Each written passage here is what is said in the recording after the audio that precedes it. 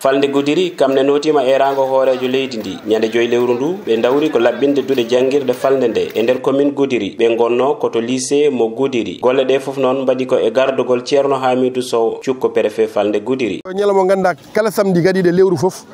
yimɓe fof ne potta fattoɓe ɓe noon ko ardiɓe ɓe laamu nelio maɗɗum représentant ji ɗi woni autorité administrative éliji ɗi woni maire uji ɗi conseil départemental chef de service aji ɗi mais aussi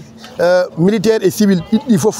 ko ɗum woni hannde dental ngal ɗo ngal jiiɗa ngal ko ɗum adduno min hannde ñalawma hannde ɗo e lycée mo Goudiri. fandare ardiɓe falde Goudiri noon ko laɓɓinde dendagal duɗe falde nde beele jangde nde ina fuɗɗo e ladial dottangal ngal. min jiiɗi noon kalto école woni e département de Goudiri école aji ɗi laaɓa ceer beele sukaɓe so dawi ñande altine nde taw talata payra e fittude payra e remde payra koye kuccande koye janggude par ce que ɓe jiiɗa hankkadi sukaɓe terda e banggue jangde. hono no waɗira ni to lycée mo Goudiri ko hono noon kadi waɗira e nder falde nde kala e kuuɓal. oɗo saaha to kalami ɗo hay nder département e arrondissement ji nayyi ɗi foof yimɓe foof nenti pour laɓɓinde école aji ɗi ha laaɓa ceer ndema hen huuɗo ɓitta hen kadi lora hen leɗɗe ko ɗum woni hannde dental ngal ɗo ngal jiiɗa ngal ganda civil et militaire yimɓe foof ndendiɗo hen pour laɓɓinde ɗum pour wadde oɗon programme ko ɗum adduno min hannde ñalawma hannde ɗo e lycée mo Goudiri. ñalande nde notima inde mum hayso tawi e ballal SONACED golle ɗe puɗɗinoma guila 16 silto ɗum noon ina ɗamina uddite hannde jangge hannde ma waw latade hikka ɗo e falde Goudiri.